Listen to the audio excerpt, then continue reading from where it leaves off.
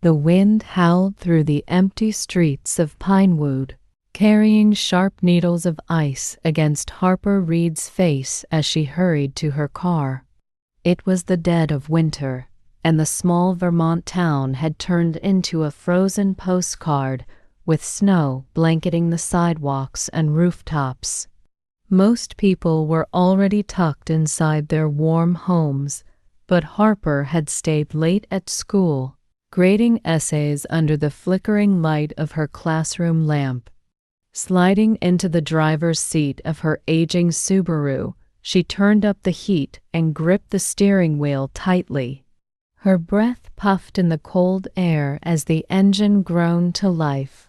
It had been a long day, and all she wanted now was the comfort of her small, cozy home, rented, slightly run-down cabin on the outskirts of town.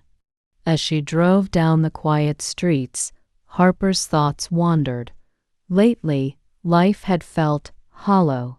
Her days were filled with work and polite small talk with colleagues, but the evenings stretched endlessly, lonely and silent. She missed her parents, who had passed away within a year of each other, and while she had friends, none were close enough to fill the void. Lost in thought, Harper almost didn't notice the dark shape near the entrance of the Pinewood General Store.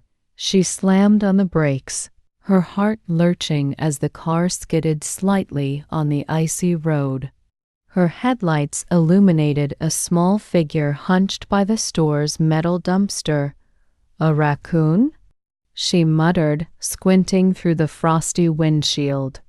But as she edged closer, she realized it wasn't a raccoon.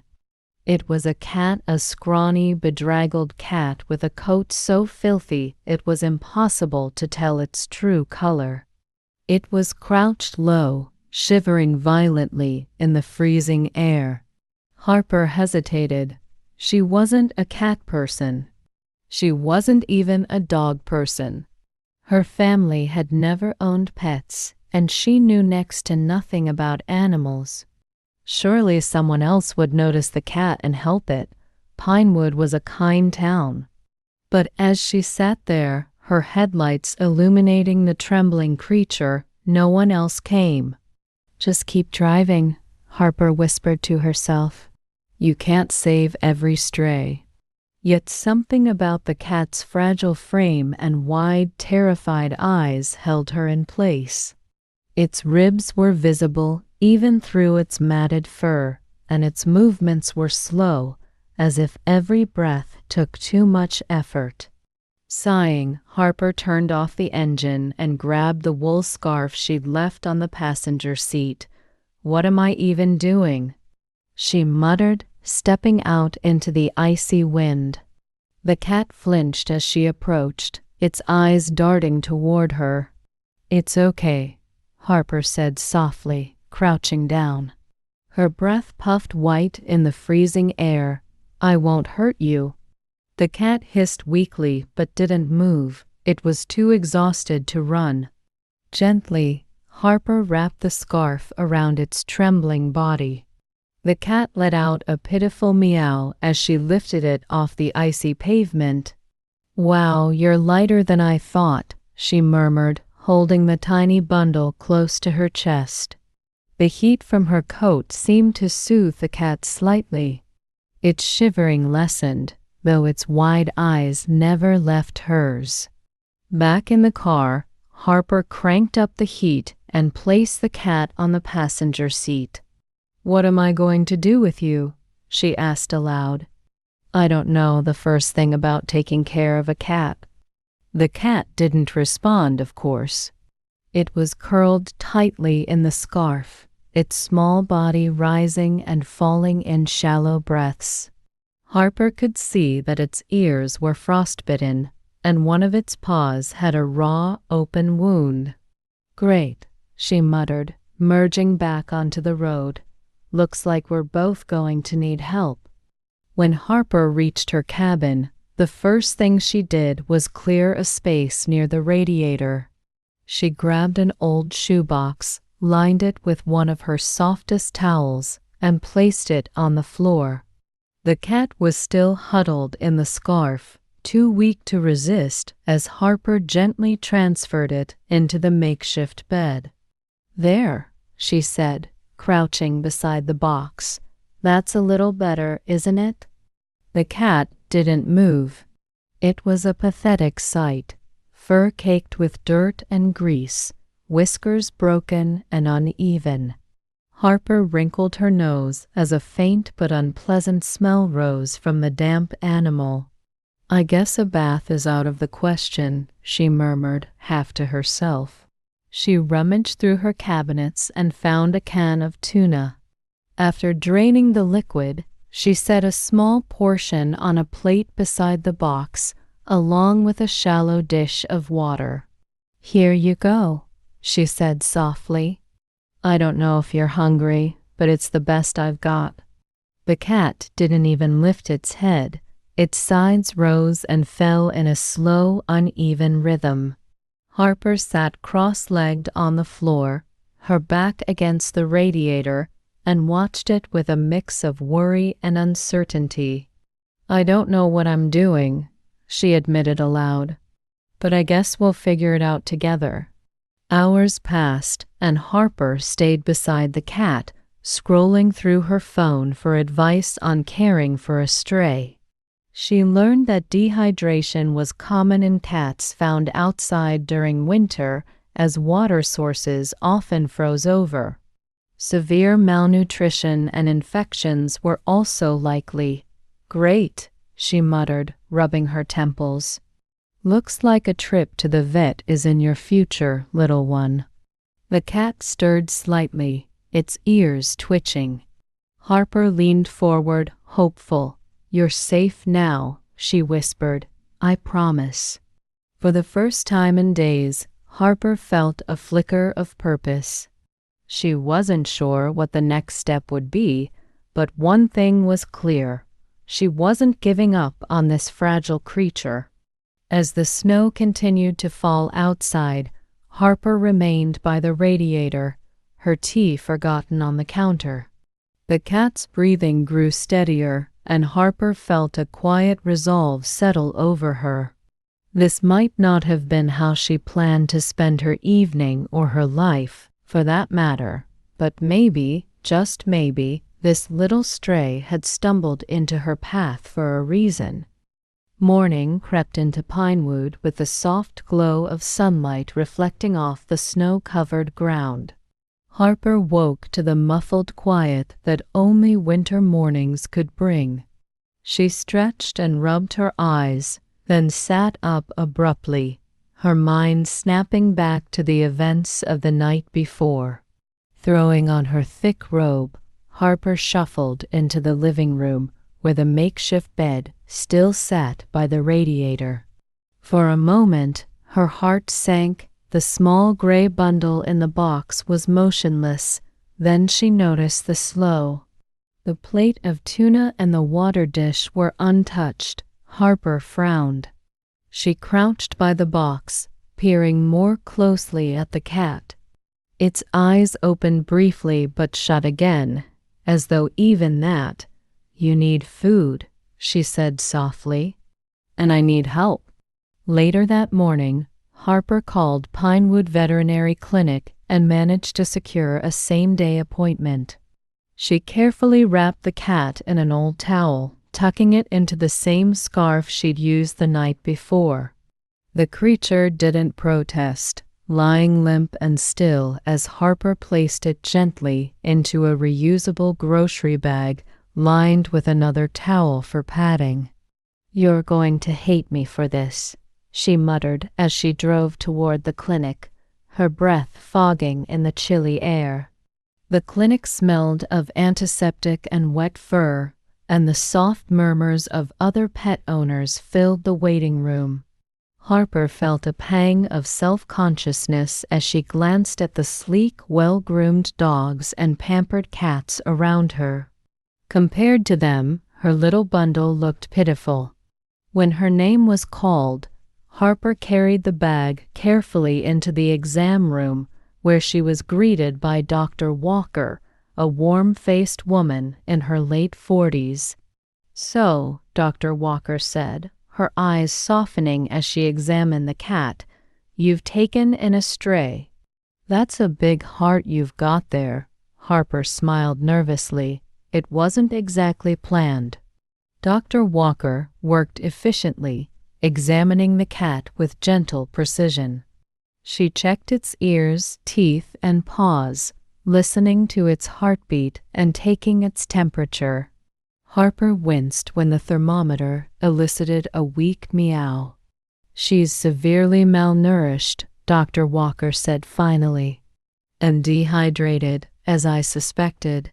There's also an infection in her front paw, likely from a bite or cut that went untreated. But the good news is, she's a fighter." Harper blinked. "She?" "Yes, she's a girl. A tough one, by the look of it." The vet continued, jotting down notes.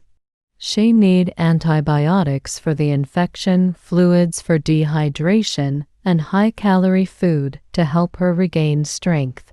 It'll take time, but she has a good chance of pulling through." Relief mingled with a surge of panic.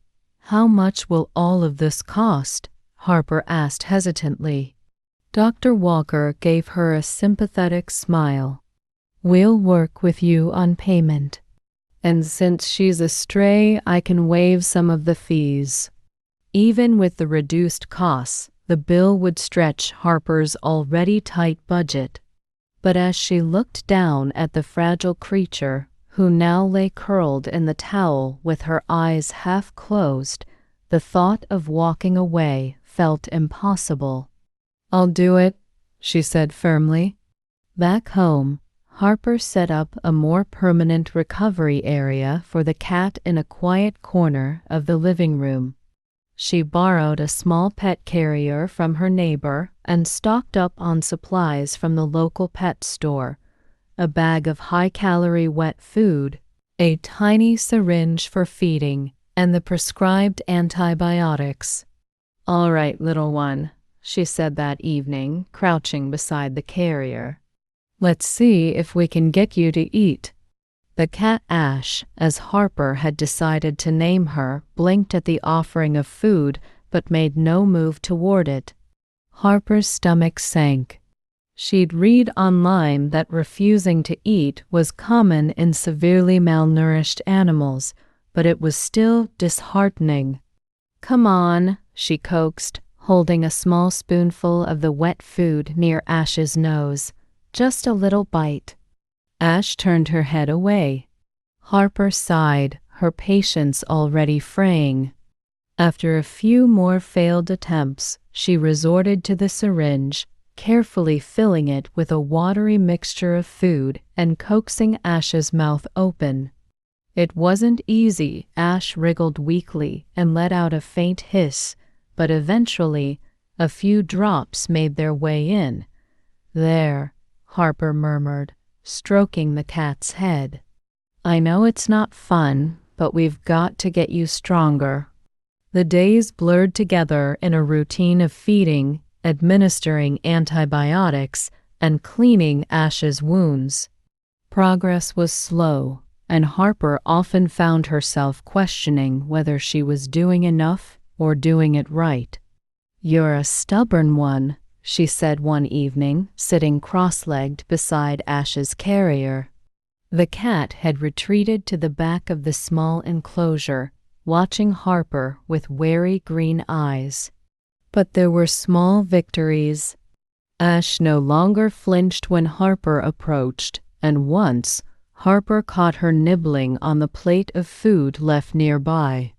It was a tiny step, but it filled Harper with hope. At night, Harper found herself staying up later than usual, her book forgotten on her lap as she watched Ash. There was something calming about the gentle rise and fall of the cat's breathing, the way her ears twitched occasionally in sleep. "You're safe now," Harper whispered one night, her voice barely audible over the hum of the radiator. "I promise." By the end of the first week, Ash had begun to show more signs of life. She ventured out of the carrier, though her steps were slow and unsteady, and Harper often found her curled near the radiator. Her wounds were healing, and her coat, while still dull and patchy, had lost some of its grimy texture. Harper's exhaustion from the constant care began to give way to something else, a sense of purpose. For the first time in years, even she felt needed. "You're not just a stray anymore," she said one afternoon, watching as Ash batted weakly at the corner of a towel. "You're mine, and I'm yours." Ash didn't respond, of course, but she looked up briefly, her green eyes locking with Harper's. It was a moment of quiet understanding, and Harper felt her chest heighten with something she hadn't felt in a long time: connection. But as Ash began to grow stronger, Harper's doubts grew louder. Was she truly capable of giving this fragile creature the care she needed? And what if she failed? Those questions lingered, shadowing the fragile bond they were building. Snow continued to fall steadily over Pinewood, blanketing the small town in silence. Inside her cabin, Harper stared at her laptop, a half-empty mug of coffee cooling beside her. The cursor blinked impatiently on the screen, but her mind was miles away. Grading papers had never felt so difficult, and every time she tried to focus, her eyes wandered toward the corner of the room where Ash was curled up near the radiator. The little cat had come a long way in the past week. She was eating more consistently, her coat was starting to regain a faint sheen, and she ventured around the room cautiously on shaky legs. But Harper couldn't shake the constant hum of worry in the back of her mind. "Am I doing this right?" she whispered to herself, her voice barely audible over the faint crackle of the heater. The doubts had started as quiet whispers but had grown louder with each passing day. Ash was improving, yes, but the responsibility felt overwhelming. Harper had spent hours researching cat care online, learning everything from proper diets to how to spot signs of distress. The more she learned, the more inadequate she felt. What if Ash got sick again? What if Harper couldn't afford another emergency vet visit? And what if, despite all her efforts, she still lost the little creature who had begun to feel like a part of her life? One night, as Harper prepared to feed Ash, those thoughts came crashing down.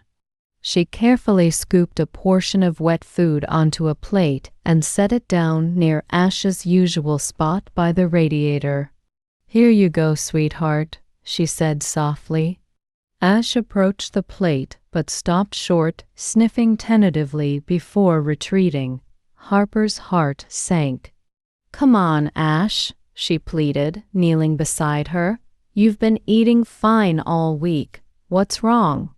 The cat turned her head away, curling into a ball. Frustration bubbled up in Harper's chest. "I'm trying so hard," she said, her voice breaking. "Why won't you let me help you?" She immediately felt a pang of guilt. Ash was just a cat, a fragile, recovering animal who didn't understand the weight of Harper's hopes and fears. But in that moment, the rejection stung more than Harper wanted to admit. The next day, Harper met Rachel, a fellow teacher, for coffee at the Pinewood Diner. It had been weeks since Harper had gone out socially, and even though she enjoyed Rachel's company, she felt distracted, her mind still on Ash. "You've been quiet," Rachel said, stirring sugar into her coffee. "Everything okay?" Harper hesitated. "I've been busy, with work and taking care of Ash." "Ah, the stray cat," Rachel said with a bemused smile. You've really thrown yourself into that, huh? Harper bristled at the tone but kept her voice even. She needed help. I couldn't just leave her, Rachel shrugged. I get that, but don't you think you're going overboard? I mean, it's great that you care, but it's just a cat. And you're putting so much time and money into this. It's not just a cat, Harper said, her voice sharper than she intended. She's alive because of me. Rachel raised an eyebrow. I didn't mean to offend you. I just worry you're putting too much on yourself. What if something happens? Wouldn't it be better to let a rescue handle it? The word struck a nerve.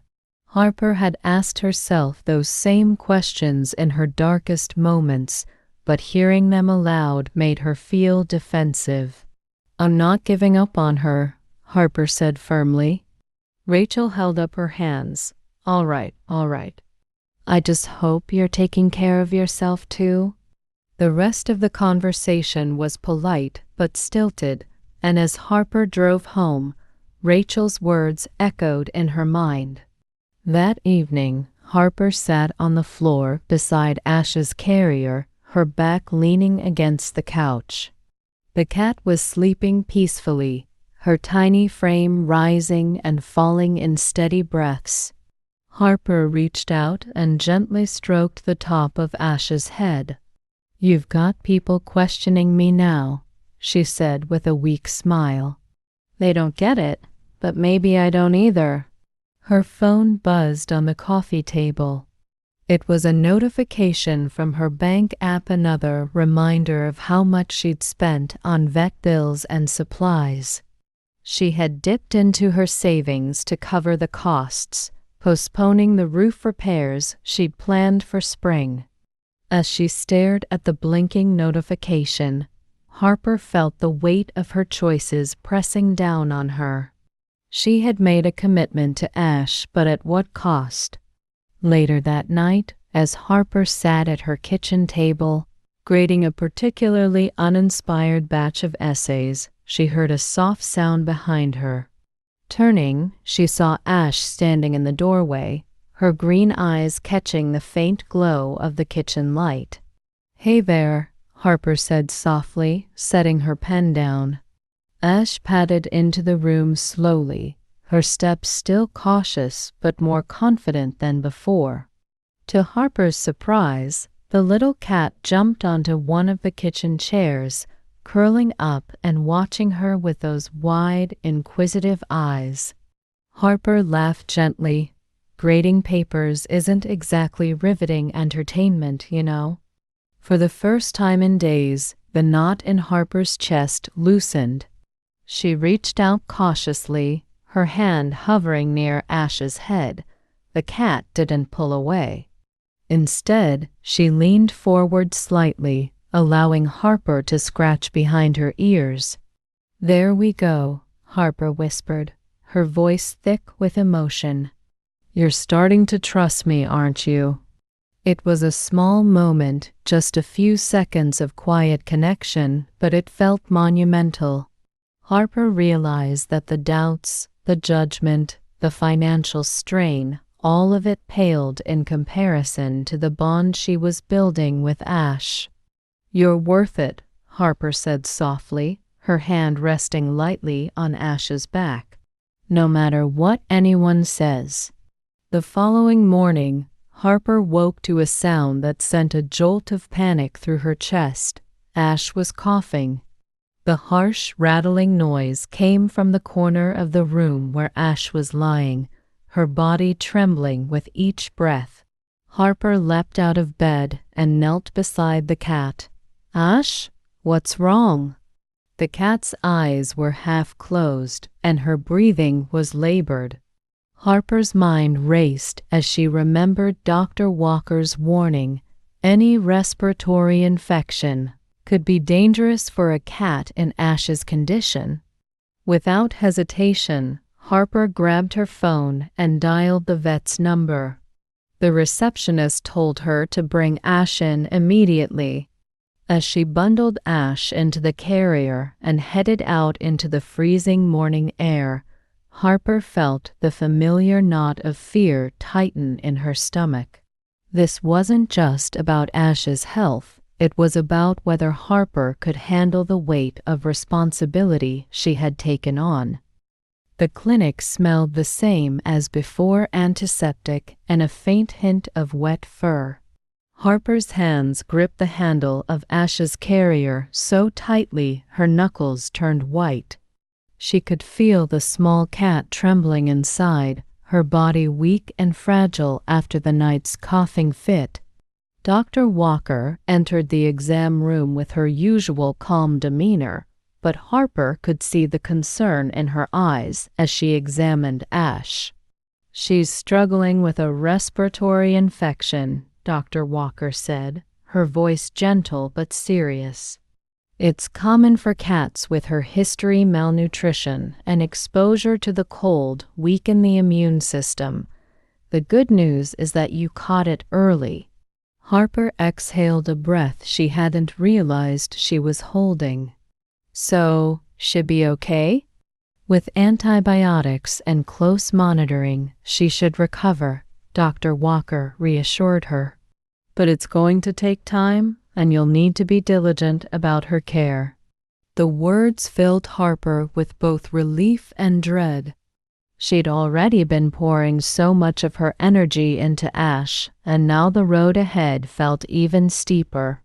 But as she looked down at the small bundle of fur in the carrier, her resolve hardened. "I'll do whatever it takes," Harper said firmly. The drive home felt heavier than usual. The vet bill had been higher than Harper anticipated, even with Dr. Walker's discounts. She glanced at the receipt on the passenger seat, where words like antibiotics and X-rays blurred together. Her phone buzzed with a text from her landlord reminding her that the rent increase for the coming year would go into effect next month. Harper sighed, the weight of her financial situation pressing down on her. At home, she set Ash's carrier down gently and opened the door. The little cat peeked out cautiously, her green eyes wide with weariness. Harper sat cross-legged on the floor, watching as Ash took a few tentative steps toward the radiator. "Just focus on getting better," Harper murmured. "I'll figure everything else out." She filled a small syringe with the first dose of antibiotics and approached Ash slowly. The cat flattened her ears and let out a weak hiss, retreating into her corner. "Oh no," Harper said softly. "We're not doing this the hard way." Wrapping Ash in a soft towel, Harper created a makeshift burrito, leaving only the cat's face exposed. Ash squirmed and meowed pitifully as Harper administered the medication. I know," Harper said, stroking Ash's head as she finished. "You hate me right now, but it's for your own good." The following days were grueling. Between administering antibiotics, coaxing Ash to eat, and managing her own work responsibilities, Harper barely had time to breathe. She found herself staying up late, sitting beside Ash and reading aloud from her favorite books just to keep the cat company. One evening, as she prepared Ash's food, Harper noticed something unusual. The little cat was already sitting near her food dish, waiting. Harper blinked in surprise. "You're hungry?" Ash let out a faint meow, and Harper hurried to scoop the wet food onto the plate. To her delight, Ash began to eat on her own, her tiny body trembling slightly with effort. "You're eating," Harper exclaimed, clapping her hands. "Good girl, Ash."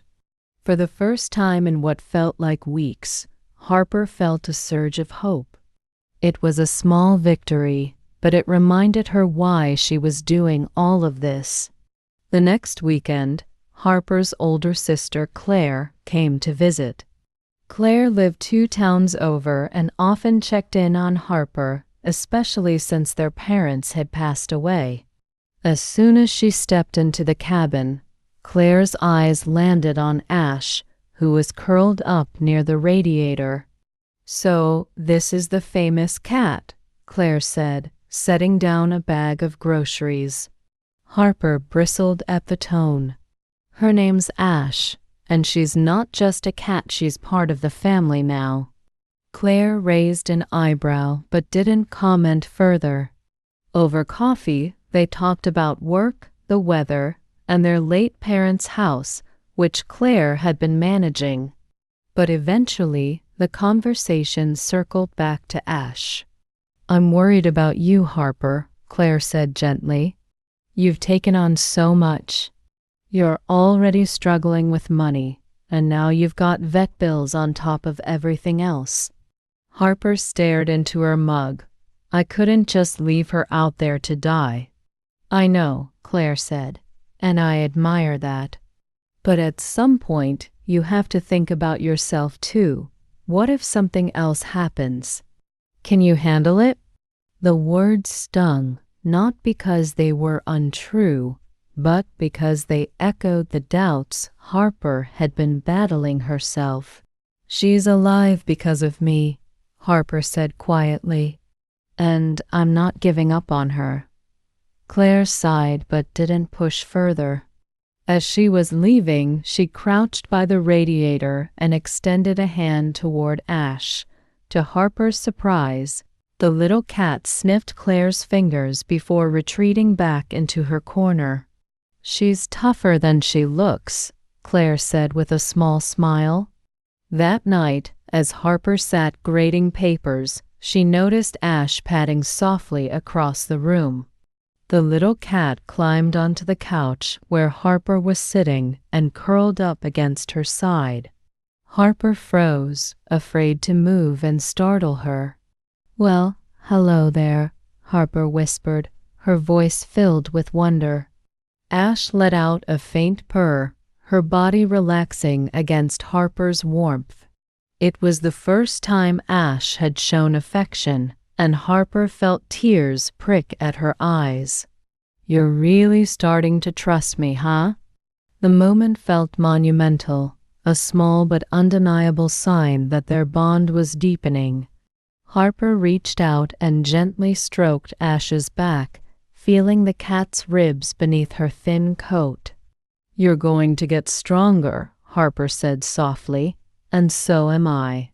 Over the next few weeks, Ash continued to improve. Her appetite returned, her coat grew shinier, and she began exploring the cabin with cautious curiosity.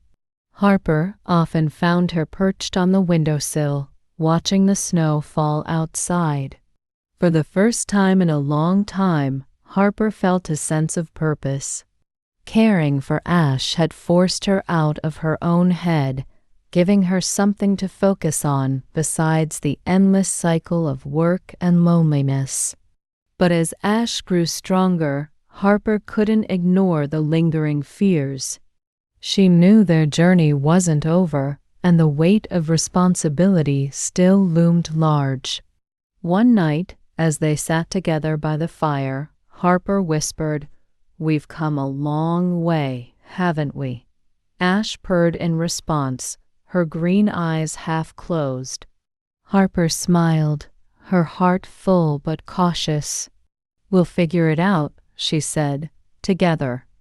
The cabin was quiet except for the faint ticking of the wall clock and the occasional crackle from the wood-burning stove. Harper sat cross-legged on the floor, reading aloud from one of her favorite novels while Ash lounged nearby, curled into a tight ball near the radiator. Snow continued to fall outside, blanketing the world in stillness. Ash seemed peaceful, her breathing slow and steady. But Harper couldn't shake the unease that had been gnawing at her all day. Something felt off, though she couldn't quite put her finger on it.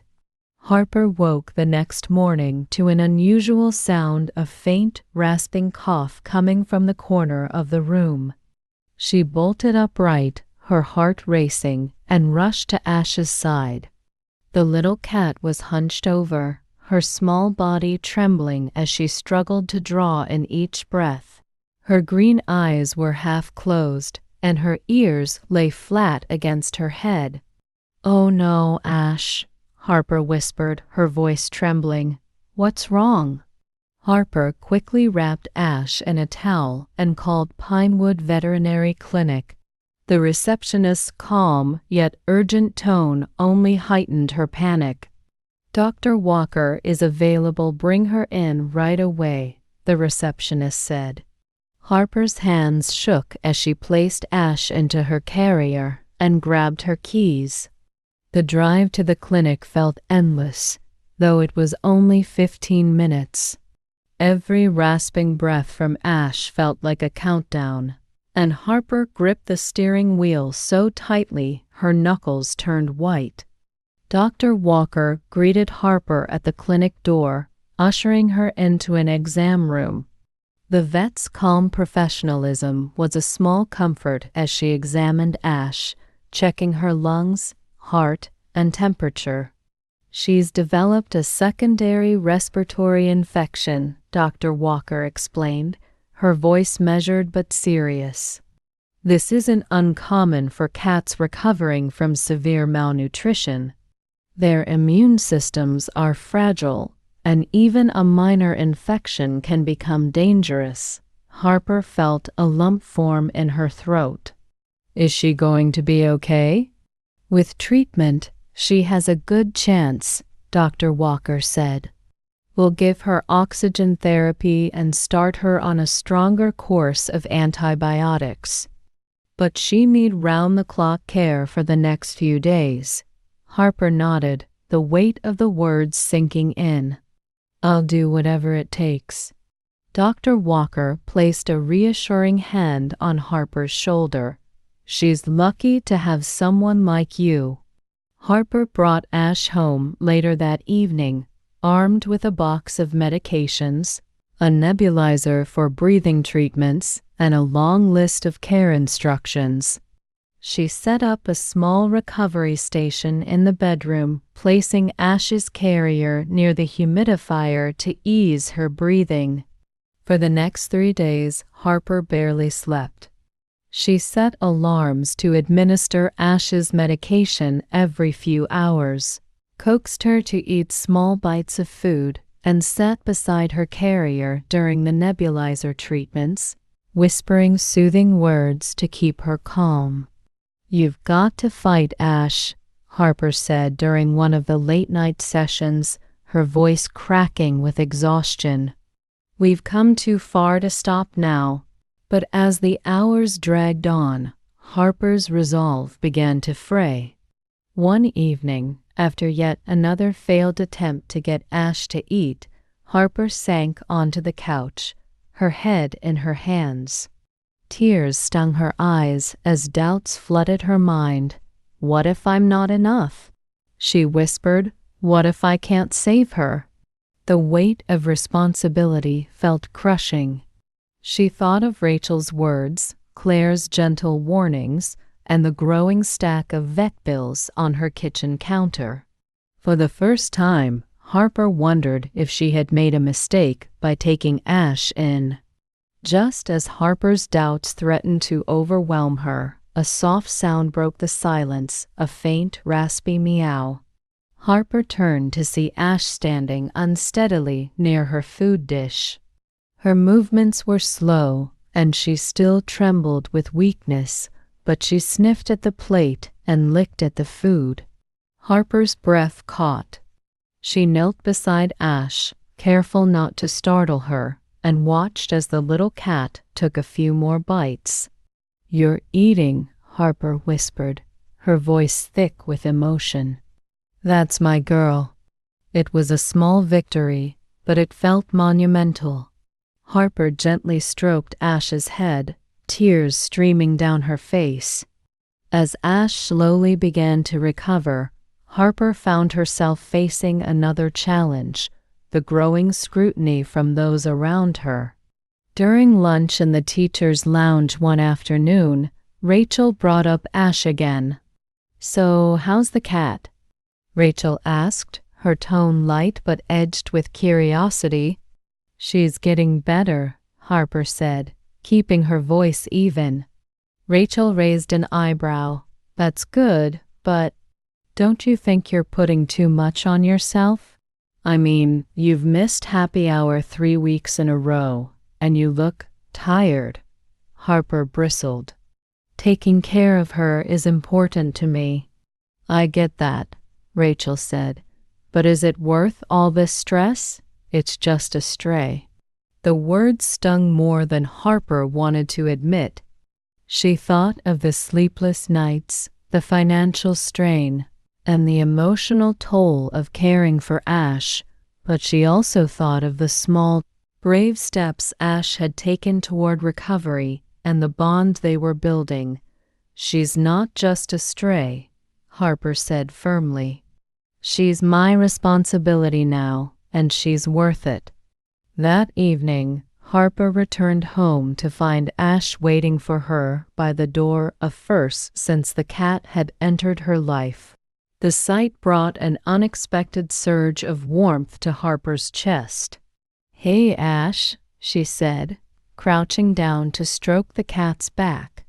"You're getting stronger, huh?" Ash responded with a soft purr, leaning into Harper's touch.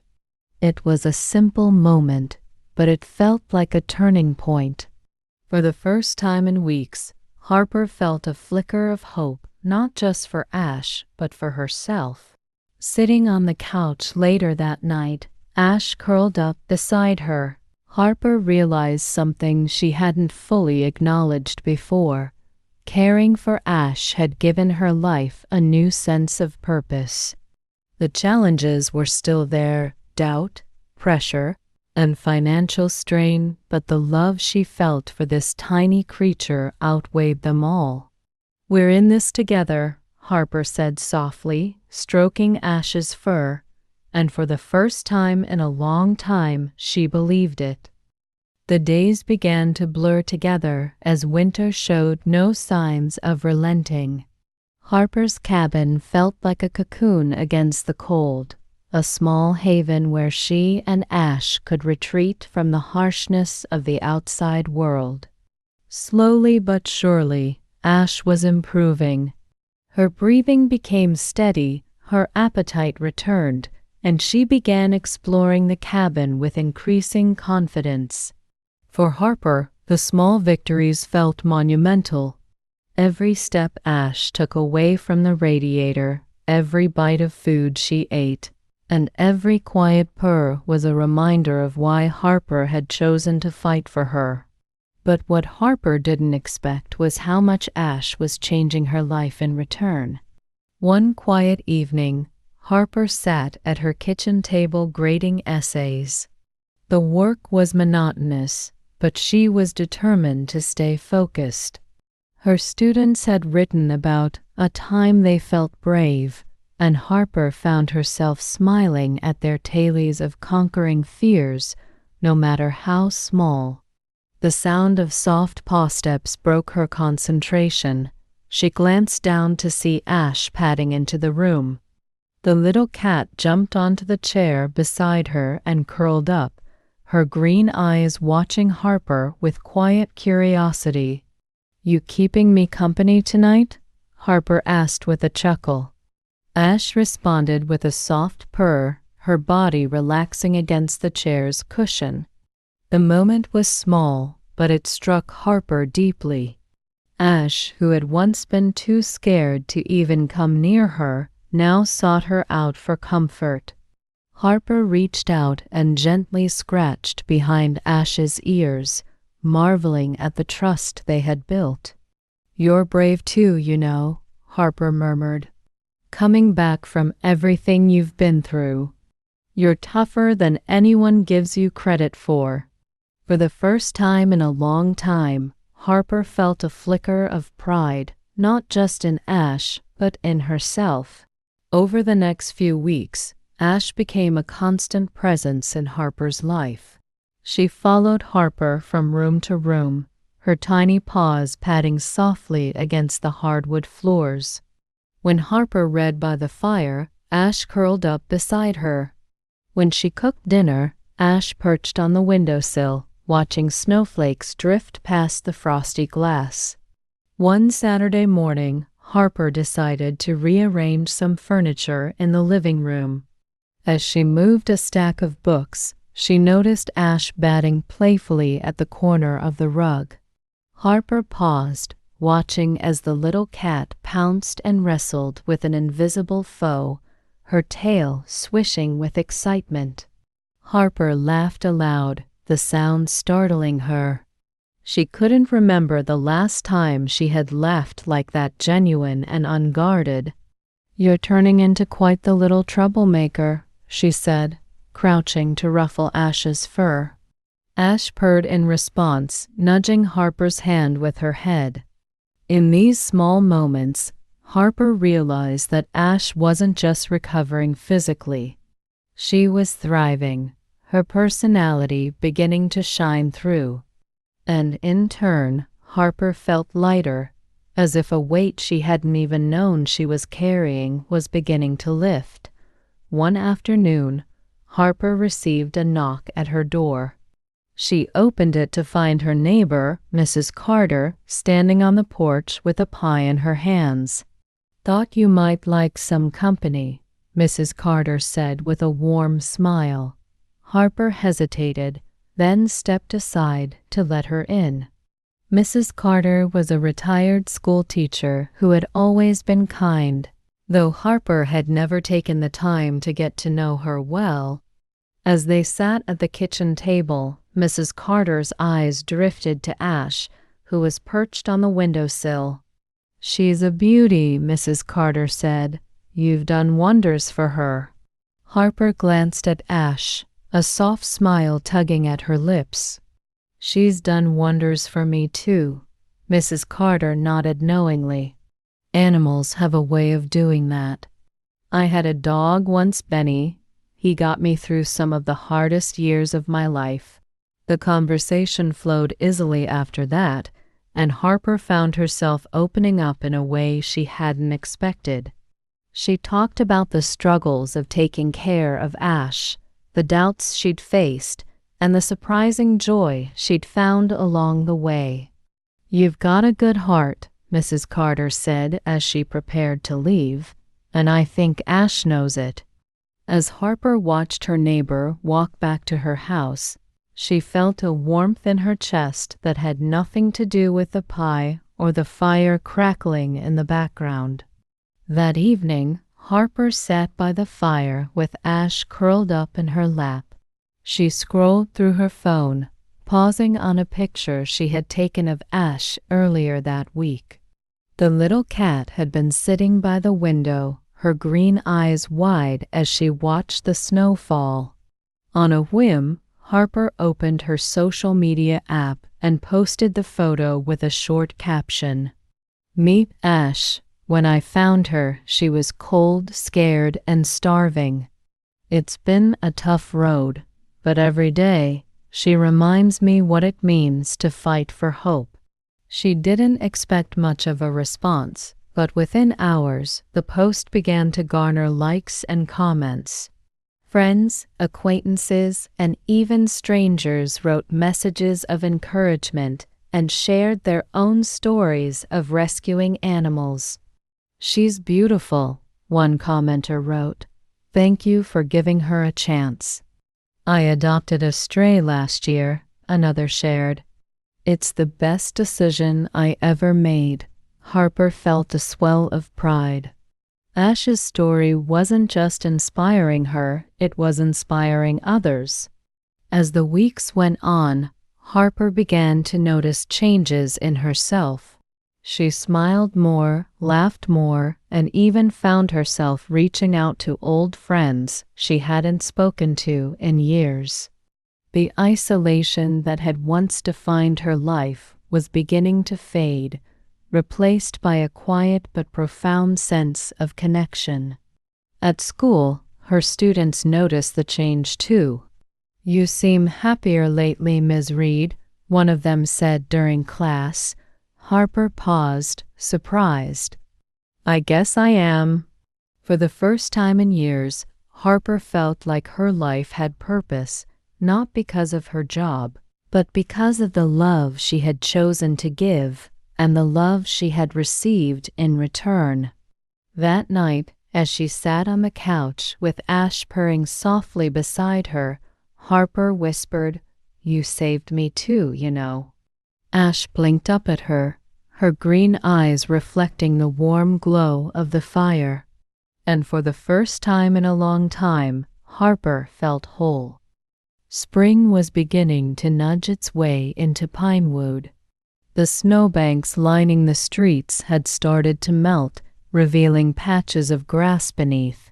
The days were longer now, and sunlight streamed through the windows of Harper's cabin, casting warm golden patches on the hardwood floor.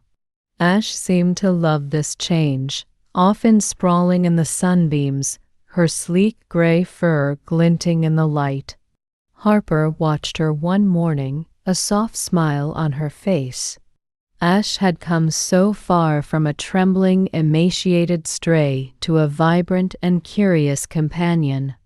But as Harper stroked Ash's back, her thoughts drifted to the email she'd received the day before. It was from the district superintendent, offering her a promotion. The promotion wasn't just any position, it was a chance to become the new director of curriculum development for the entire county. It came with a significant pay raise, better benefits, and the opportunity to work on larger-scale projects that Harper had always dreamed of. But it also meant moving to Burlington, a bustling city nearly 2 hours away. Harper would need to leave her quiet life in Pinewood, her cabin, and the close-knit community she had slowly grown to appreciate. Most importantly, she would need to consider how the change would affect Ash. As much as Harper loved Ash, the thought of moving her to a noisy city apartment, with no more sunlit patches or quiet evenings by the fire, filled her with guilt. Harper called her sister, Claire, to talk through the decision. "That's an amazing opportunity, Harper," Claire said. "You've worked so hard, you deserve this." "I know," Harper replied, pacing her small living room. "But what about Ash?" "She's finally settled here. I don't want to uproot her." "Cats adapt," Claire said gently. "And maybe this is what you need too, a fresh start. You've poured so much into Ash, but you can't put your entire life on hold." Harper sighed, staring out the window at the budding trees. I don't want her to lose what we've built here." Claire's voice softened. "You're an incredible person, Harper. Whatever you decide, I know you'll make it work for both of you." That afternoon, Harper met Rachel for coffee at the diner.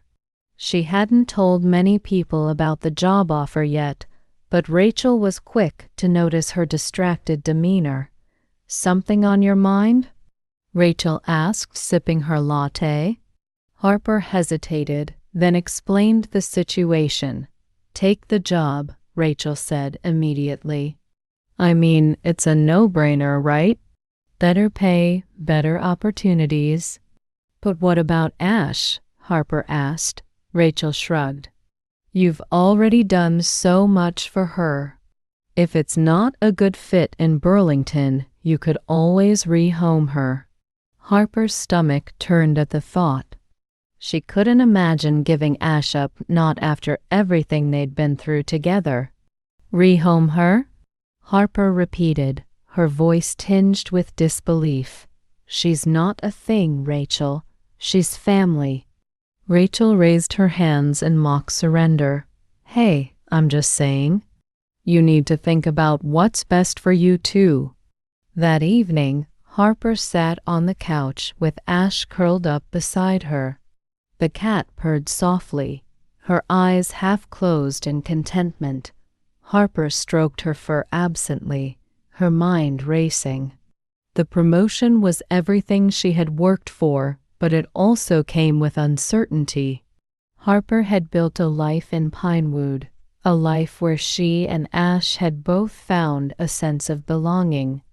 Moving to Burlington might bring new opportunities, but it could also disrupt the fragile balance they had achieved. As the fire crackled in the background, Harper whispered, "What do I do, Ash? Stay here and keep things the same? Or take the leap and hope we'll both be okay?" Ash blinked up at her, as if sensing the weight of her words. She stretched her paw out, resting it lightly on Harper's hand. Harper smiled faintly. "I guess that's your way of saying you trust me, huh?" Over the next few days, Harper made a decision. She would visit Burlington to see if the new job and living situation felt right, not just for her, but for Ash. She scheduled a weekend trip to tour apartments and meet with her potential new team. A friend in town agreed to watch Ash while she was away. Leaving Ash behind felt harder than Harper expected. As she placed the cat's food and water bowls on the kitchen floor, Harper knelt down and scratched behind Ash's ears. "Be good, okay?" she said softly. "I'll be back soon." Ash let out a small meow, and Harper felt a pang of guilt as she closed the door behind her. Burlington was everything Pinewood wasn't: bustling, loud, and full of energy. The apartments Harper toured were sleek and modern, but felt sterile compared to her cozy cabin. The job itself was exciting, and the team seemed friendly and enthusiastic. Harper could see herself thriving in the role, but as she walked through the crowded streets, she couldn't shake the feeling that something was missing. That night, Harper lay in her hotel room, staring at the ceiling. She thought of Ash, imagining her curled up by the radiator or chasing sunbeams across the floor. The cabin wasn't just a home for Ash, it had become a home for Harper too. When Harper returned to Pinewood, Ash greeted her at the door with a loud meow, weaving between her legs.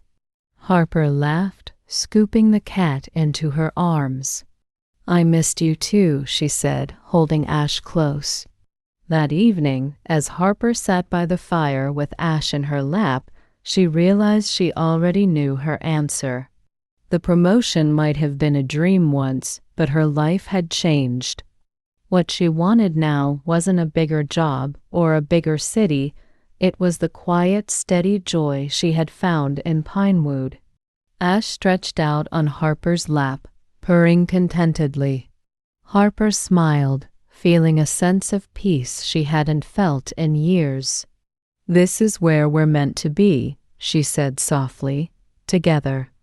Spring was in full bloom, bringing with it a sense of renewal and possibility. The once barren trees lining Pinewood streets were now bursting with pink and white blossoms. Children played on sidewalks, couples strolled hand in hand, and the small-town energy buzzed with warmth and life. Inside her cabin, Harper watched as Ash batted at a stray dandelion puff that had floated in through the open window.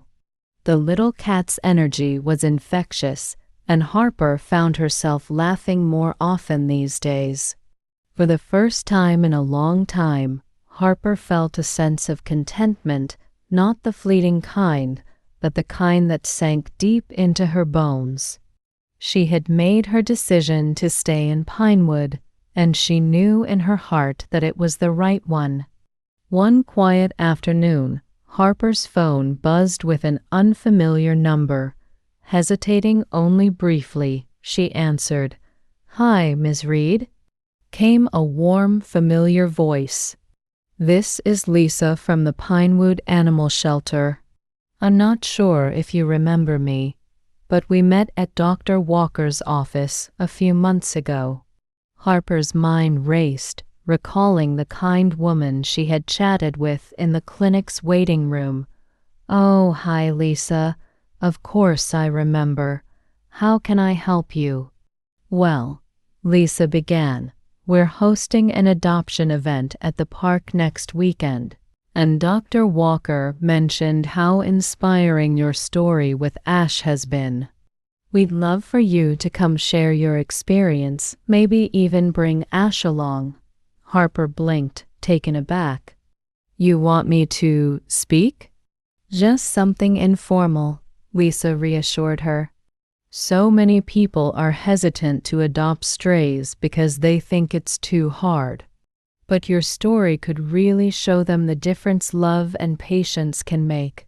Harper hesitated. She wasn't used to being in the spotlight, and the thought of standing in front of a crowd made her stomach flutter. But then she glanced at Ash, who was now lounging in a patch of sunlight by the window.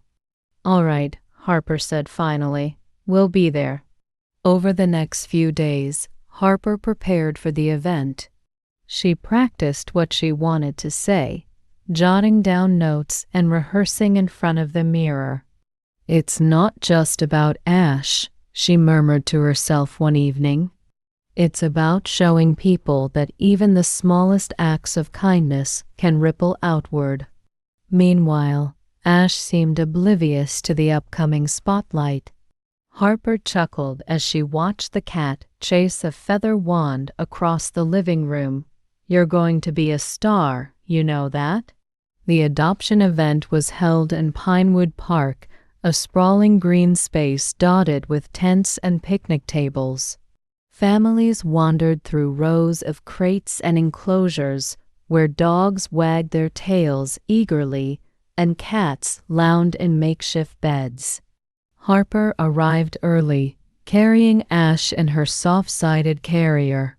She had lined it with one of Ash's favorite blankets to help her feel secure. Lisa greeted her warmly. "You made it. And this must be Ash." Harper unzipped the carrier slightly, and Ash peeked out, her green eyes wide as she surveyed the bustling scene. "She might be a little nervous," Harper admitted. "That's okay," Lisa said with a smile. "She's already inspiring people just by being here." When it was time for Harper to speak, she stood on a small platform under a canopy.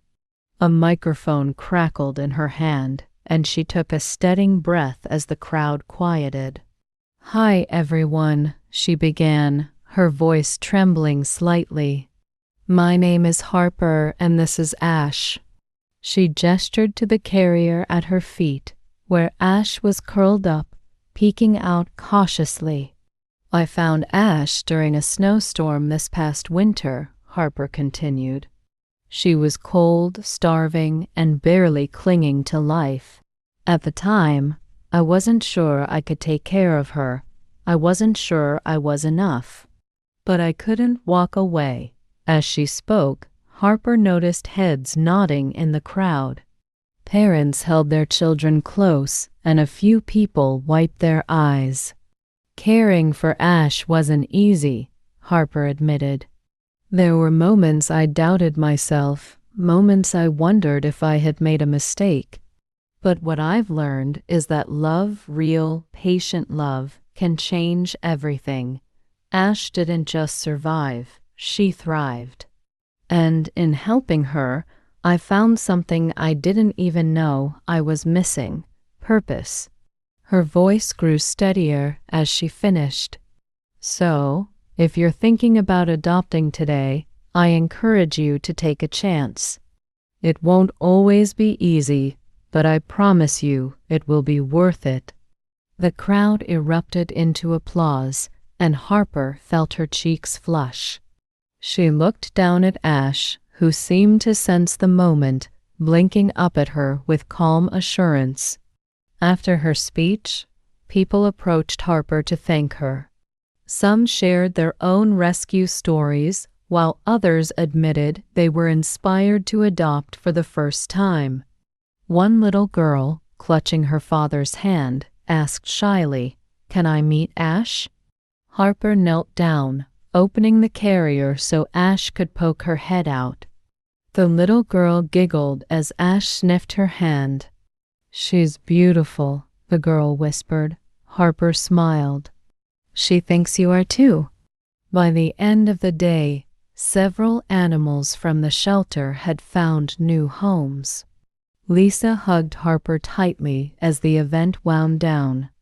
"You made a bigger impact than you know," she said. That evening, Harper and Ash returned to their cabin. Exhausted but happy, Harper sank onto the couch, pulling Ash onto her lap. "You were amazing today," she said, scratching behind Ash's ears. The little cat purred, her body warm and content against Harper's. For Harper, the day had been more than just an event. It was a reminder of how far they had come and how much they still had to give. She felt a deep sense of gratitude, not just for Ash, but for the journey they had taken together. "This is our little corner of the world," Harper whispered, looking out at the darkening woods beyond the window. "And I wouldn't trade it for anything." Ash blinked up at her, as if to say she felt the same,